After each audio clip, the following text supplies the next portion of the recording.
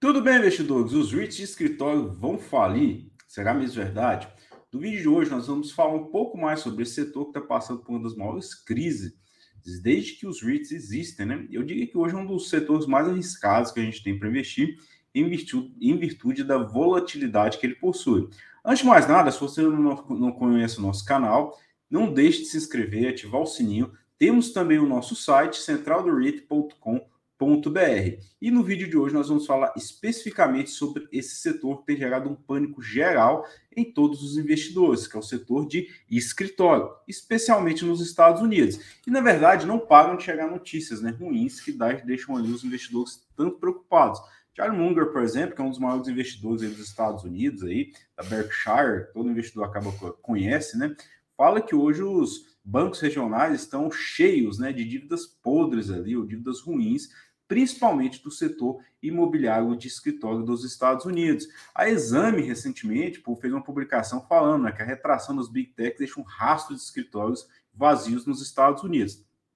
Pois bem, isso quer dizer que os REITs de escritório vão falir? Fica aqui até o final do vídeo, que hoje nós vamos fazer um duelo de dois REITs, SL Green e Boston Properties. E eu vou mostrar como isso varia muito de um REIT para o outro, quiçá quando a gente fala ali do setor geral de escritório. Vale lembrar que hoje o mercado de REITs ele tem ali cerca de 35 bilhões de dólares em market cap. E o setor de escritórios em geral dos Estados Unidos, ele tem mais de 2,5 trilhões de dólares. Os REITs representam aí menos de 4% do setor geral de escritórios. Então, a gente precisa diferenciar o que são os REITs e o que é o setor imobiliário de escritório. E os REITs, apesar de ser muito grande nos Estados Unidos, né, esse segmento de escritórios, ele representa uma parcela muito pequena do âmbito geral de escritórios. Pois bem, quando a gente fala de REITs, eu quis trazer três grandes REITs aqui que os investidores conhecem muito bem para quem investe nos Estados Unidos. A gente tem uma infinidade de REITs de escritório, mas esses são três grandes. Um deles é o Boston Properties, que é o maior REIT listado hoje nos Estados Unidos de escritório, código de negociação BXP, esse que você vê aí em roxo, seguido ali por SL Green, que a gente observa em laranja, em azul claro ali, o Vornado. Esses três REITs, eles têm uma característica muito peculiar, que são posicionados nas principais cidades costeiras americanas, principalmente, lógico, a nossa Nova York ali, né? E a gente observa que no pós-pandemia, que a gente teve aquela queda muito brusca ali em março de 2020, os REITs chegaram a se valorizar um pouco, mas voltaram a cair bastante.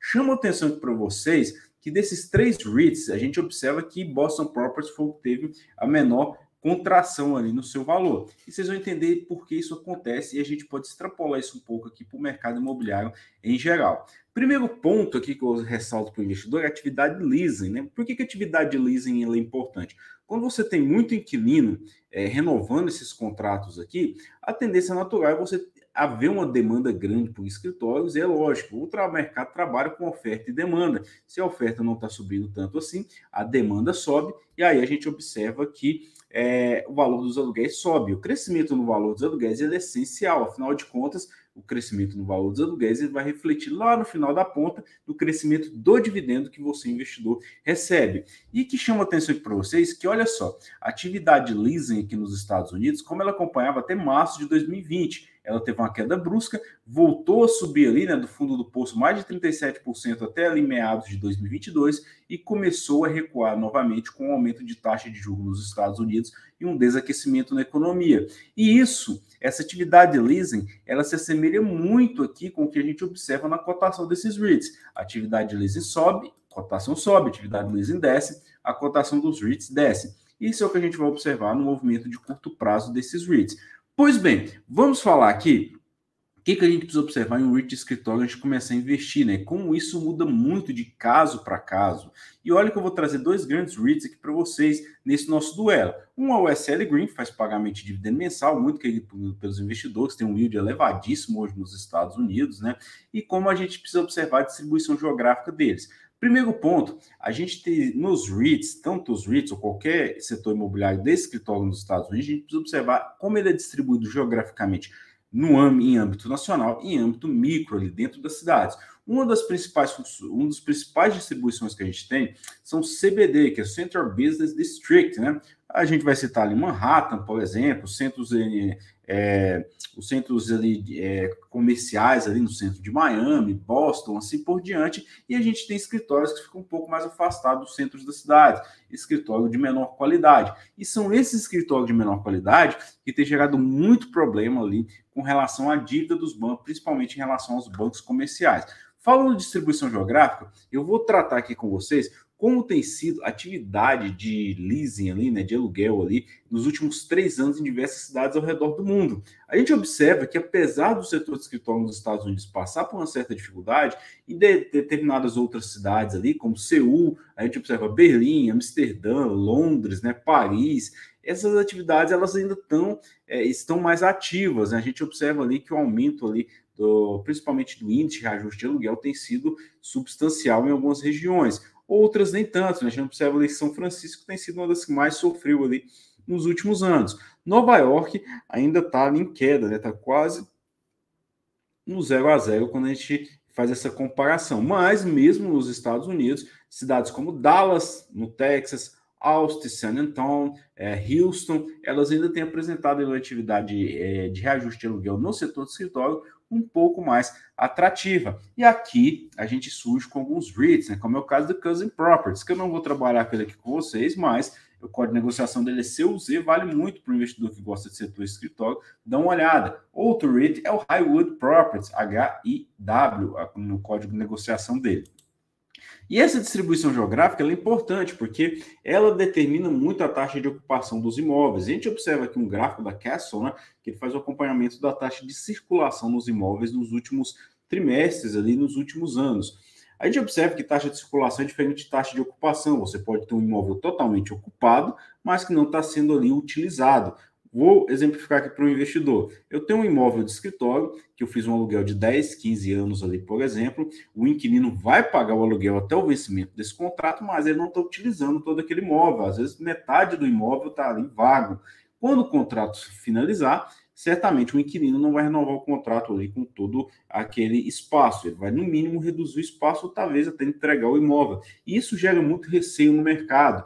Então, o tempo de vencimento dos contratos são essenciais aqui numa análise mais apurada. E aqui a gente observa que mesmo no pós-pandemia, a taxa de circulação dos escritórios nos Estados Unidos, ela ainda não passou muito ali dos 50%, tem girado muito na metade ali. Mas isso, novamente, depende da distribuição geográfica do REIT. A gente observa ali que determinadas cidades têm uma taxa de circulação maior. Houston, por exemplo, ali chega a 60%, enquanto a gente tem cidade ali como principalmente a Califórnia ali, que não consegue ali, ficando ali em torno dos seus 40%, bem aquém da média nacional. Então, a média nacional, ela trata todo o setor de escritório. A gente precisa olhar os REITs caso a caso para aquele investidor que quer fazer um REIT picking, né? Gosta de fazer o stock picking aqui, analisar setor por setor. E aqui a gente vai fazer um duelo com vocês com 2 REITs principais. Um é o Boston Properties, o código de negociação dele é o BXP, e outro é o SL Green, código de negociação SLG. Quando a gente olha o Boston Properties, a gente vê que quase 80% dos seus imóveis são nos distritos financeiros, né, nos principais distritos das cidades ali. E isso é importante porque são imóveis de qualidade, em locais onde o inquilino tende a manter ali os seus imóveis. E, novamente, a gente vai trabalhar com distribuição geográfica. A gente vê que a maior parte do seu portfólio está distribuído em 3 cidades principais, né, que é Boston, no nordeste dos Estados Unidos, Nova York, que a gente conhece, São Francisco.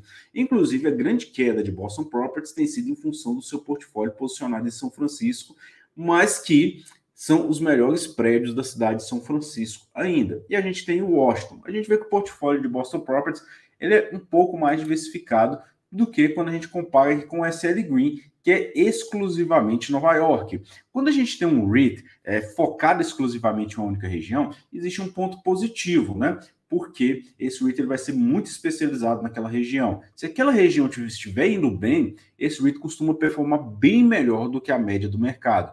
Porém, uma região ali, como é o caso de Manhattan hoje, que acaba tendo ali uma taxa de circulação mais baixa, o REIT acaba sofrendo mais do que a média, com o risco ali daquela questão micro mercado. Pois bem, fale um pouco ali de distribuição, vamos falar mais de inquilino. Por que o inquilino aqui é importante para nós? Porque o dividendo que você recebe, a valorização das suas ações, ela surge lá no inquilino, né? O dinheiro ele não brota do nada. Então, a análise dos inquilinos ela é de suma importância.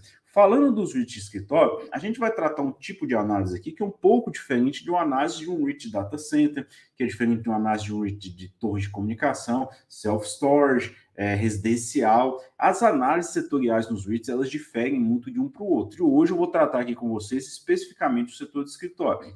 Quando a gente observa, hoje nos Estados Unidos, isso aqui é um dado de 2019, né? Isso aqui já mudou bastante aqui, inclusive o setor bancário, o setor de tecnologia, um dos que teve maior desaceleração agora no ano de 2023.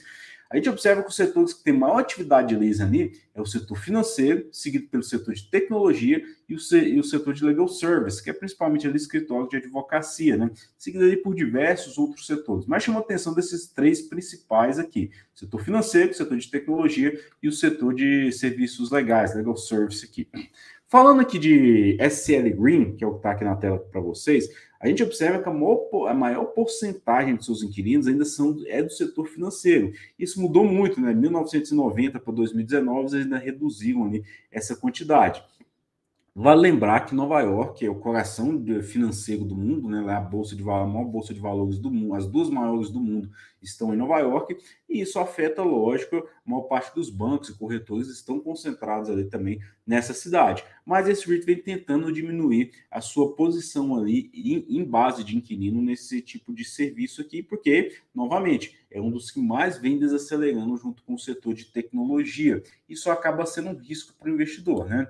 Quando a gente fala de Boston Properties aqui, a gente observa que ele tem ali um portfólio mais diversificado, né? Querendo ou não, o setor de tecnologia é a sua maior posição, seguido pelo setor de legal service aqui. Eu vou até tirar aqui da tela aqui para vocês observarem ali, na barrinha em laranja lá embaixo é o setor legal, né? Seguido ali pelo setor financeiro também, que acaba tendo uma porcentagem grande ali dentro do portfólio de Boston Properties, mas, querendo ou não, ele acaba sendo um pouco mais diversificado aqui nesse quesito aqui, em base de inquilinos por modelo de negócios, né?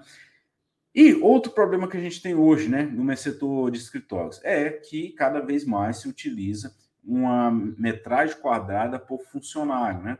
Enquanto lá nos anos, a gente observa lá que no começo dos anos 2010, né, a gente tinha seria pé quadrado, né, em torno de 270 pé quadrados por funcionário, a gente vê que isso vem diminuindo. Então, a tendência natural é você aglomerar mais pessoas em locais ali menores, e aí a necessidade dessa metragem quadrada diminuir. Mas, novamente, isso aqui é uma análise aglutinando todos os setores ali, como eu citei para vocês. A gente precisa analisar setor por setor, né? Porque cada setor vai ter uma exigência ali em termos de metro quadrado que eles vão utilizar. Um exemplo que eu vou dar aqui para vocês nessa imagem é que a gente observa que o setor de tecnologia é um dos que tem a menor quantidade ali de necessidade de metro quadrado por empregado, né? Nesse caso aqui é pé quadrado, então seria 155 pé quadrados por empregado.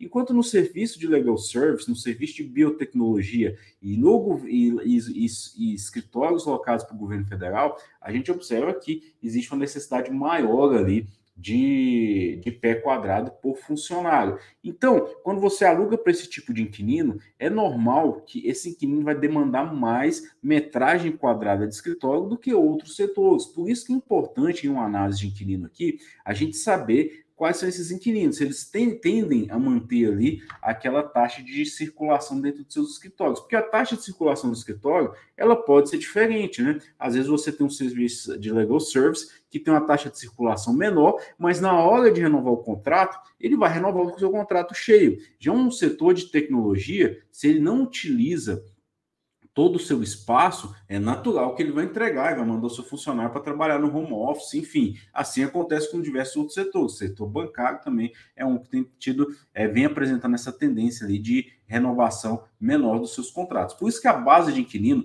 ela é de suma importância em uma análise aqui. Mas o que mais tem afetado o setor de escritório hoje nos Estados Unidos, sem sombra de dúvida, é a dívida, né? Como eu citei lá, Charlie Munger, né? Ele fala que a dívida hoje, os bancos regionais estão lotados, né? Estão cheios de dívidas podres, principalmente no setor imobiliário de escritório, é um setor que eles têm evitado, mas não propriamente o setor de escritório, mas o setor bancário, que estão cheios dessas dívidas, porque existe um risco muito grande. E quais são os riscos que a gente tem nesse setor aqui? Vamos falar de dívida?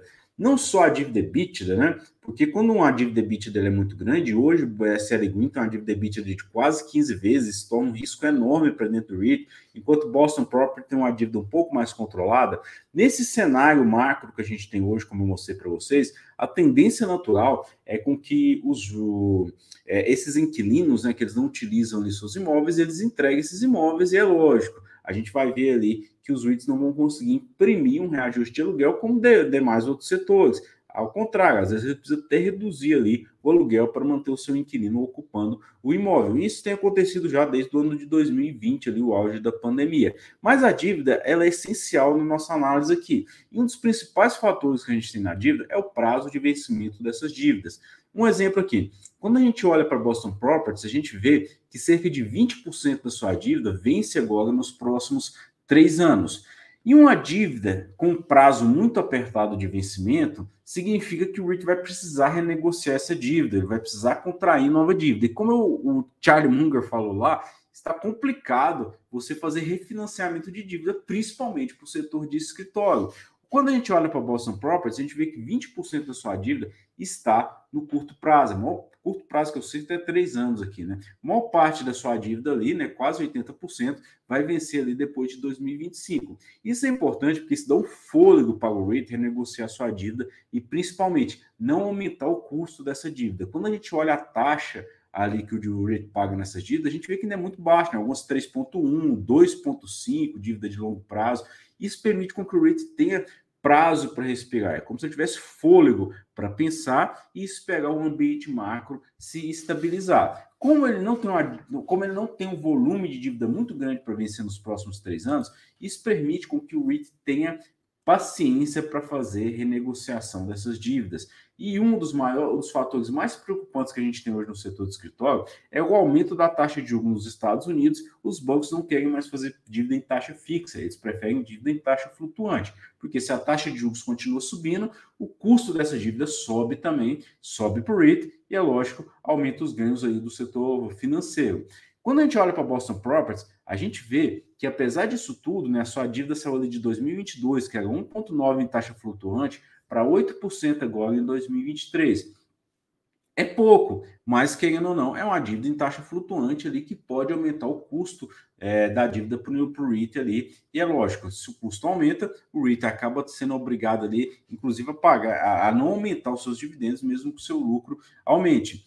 Pois bem, com o REIT um prazo maior de vencimento de dívida, ele permite com que ele consiga no mercado, em momentos específicos, captar esse recurso e não ficar tão desesperado. Esse é o caso de Boston Properties. Quando a gente já olha aqui para SL Green, deixa eu mudar aqui a minha tela aqui para que vocês possam ver melhor, né? Pois bem, quando a gente olha para SL Green, esse aqui é o prazo de vencimento e amortização das dívidas, todas as dívidas que a SL Green possui. A gente observa que a SL Green tem um montante muito grande ali, né, para vencer agora nos próximos 3 anos ali, quase 70% da sua dívida. Isso quer dizer que o REIT já não tem muito espaço para ficar tentando achar o melhor prazo, o melhor custo de dívida ali. Ele precisa sim renegociar sua dívida de qualquer jeito, porque é um montante muito grande de dívida vencendo no curto prazo. E não só isso, o custo dessa dívida é alto e também a gente tem uma dívida EBITDA elevadíssima em SL Green, que chega hoje na casa de 15 vezes. E quando o REIT tem esse prazo, o que acontece? Ele entra em modo desespero. Ele precisa renegociar sua dívida e aí ele vai no mercado captar recurso. Não só a taxa aumenta, e aí ele precisa tomar uma decisão entre tomar um empréstimo com a taxa de juros mais alta e ficar ali fixado durante muito tempo, ou uma taxa mais baixa, mas que vai flutuar. Quando a gente olha para a SL Green hoje, a gente sabe que mais de metade da sua dívida tem taxa flutuante. Apesar dele colocar ali que só 585 milhões ali está em taxa flutuante, a gente sabe ali que ele tem uma dívida muito maior em taxa flutuante, que na verdade ela tem hedge, né, que chama ali variable rate ali hedge. Então, basicamente, ele fez contratos de swap ali, que vence em prazo de 12 a 18 meses, aonde ele trava essa taxa. Mas daqui a 18 meses ele vai precisar renegociar uma quantidade enorme da sua dívida, que sim está em taxa flutuante. E o mercado ele fica avesso a isso. Além de uma dívida grande, ele tem uma dívida em taxa flutuante muito grande e um prazo curto para renegociar essa dívida. Basicamente, uma luta de boxe é como se a SL Green estivesse entre as cordas ali, tomando pancada. E agora ele precisa revidar em um mercado que não está muito favorável, nem no ambiente macro, onde a taxa de juros está subindo, nem no ambiente mais micro dos escritórios, onde está cada vez mais difícil obter recurso. Pois bem, quando a gente olha isso, fica claro aqui para nós por que SL Green caiu mais do que Boston Properties nesse mesmo período. É lógico, Boston Properties caiu sim. A gente tem que lembrar que ele não está imune ao setor de escritório como todo, apesar de ter um balanço mais favorável, uma base de inquilino mais favorável para ele, não é um REIT imune, né? Inclusive, ela tem uma posição grande ali em São Francisco, que hoje é um dos mercados que mais sofre. Mas a gente observa que nesse mesmo período, Boston Properties sofreu menos do que SL Green, visto que ele tem um balanço um pouco mais estabilizado. E olha o que eu estou falando aqui, no setor de dois REITs específicos. Quando a gente compara esses dois REITs, que eu vou pegar aqui SL Green, com o mercado geral imobiliário do escritório nos Estados Unidos, SL Green estaria ali na primeira porção dos melhores investimentos, porque a gente tem uma quantidade enorme de escritórios nos Estados Unidos que estariam ali do ruim para o péssimo. A SL Green nem estaria ali na nossa classificação de ruim no mercado imobiliário no geral. E quando a gente fala, né, para vocês, um dos pontos principais é o Net Asset Value, que é o valor patrimonial dos REITs. A linha azul, né, esse aqui é um gráfico da JLL Research, ele fez um compilado de todos os REITs de escritório ali. A gente observa o Net Asset Value, que é essa barrinha cinza, que seria o nosso valor patrimonial, e em azul ali a cotação desses REITs. Fica claro aqui para nós que esses REITs vêm sendo negociados com desconto desde 2019. E por que o mercado já negocia esse desconto aqui nesses REITs? Porque já está precificando um custo de carrego dessa dívida muito elevado. E um custo de dívida muito elevado, ele vai tornando cada vez mais ineficiente ali o pagamento de dividendos. Fato é que hoje nos Estados Unidos a gente tem cerca de 60 REITs que já aumentaram os dividendos em 2023. O mercado em geral de REITs ele está excelente, mas quando a gente olha para o mercado de escritório, a gente teve 8 cortes de dividendos em todo o contexto de REITs, e desses 8 cortes de dividendos, 7 são do setor de escritório, inclusive um foi a SL Green, e a gente já precifica esse ano mais aí uns 3 ou 4 REITs de escritório cortando seus dividendos para poder fazer frente a esse custo de dívida elevado e cada vez mais uma incapacidade de contração e de fazer uma rolagem da sua dívida ali no longo prazo. O setor de escritório de REITs vai falir? Não, ele vai precisar renovar. A gente certamente vai ter um limpa nesse setor. A gente vê que diversos outros REITs, aliás, vêm tentando fazer fusões para poder se manter vivos, né? Os melhores vão acabar sobrevivendo, como eu citei para vocês, mas alguns ainda vão sofrer por um tempo prolongado. Não é uma recomendação de compra esses dois REITs que eu estou dando aqui para o investidor, né? Até porque você precisa entender mais do balanço. A gente tem, inclusive, no nosso site, centraldoreit.com.br, onde a gente faz uma análise detalhada desses REITs aqui. Inclusive, a gente tem, dentro da nossa carteira, recomendado alguns REITs de escritório, mas para um caso específico para os investidores. Alguns REITs eu acho que não é para a maioria dos investidores, tá? Aquele investidor que procura mais segurança, mais qualidade nessa carteira. O setor de escritório é um setor que eu acho que sim, que pode ficar um pouco de fora, mas a gente tem que saber diferenciar o que é o mercado de escritório mais amplo nos Estados Unidos do que seria esse mercado aqui de REITs. Citei dois REITs aqui para vocês, Boston Properties e SL Green, para mostrar uma discrepância muito grande que a gente tem em diversos fatores, como inquilinos, dívida, distribuição geográfica, gestão, mas quando a gente ainda leva isso para uma análise mais ampla ali, tratando do setor imobiliário do escritório como todos, a gente sabe que ainda tem muitos empresas imobiliárias ali voltadas nesse setor que tem um imóvel, um portfólio e uma dívida terrivelmente ali mal estruturada. Se vocês gostaram do nosso vídeo, não deixe de se inscrever aí e não deixe de compartilhar. Um abraço.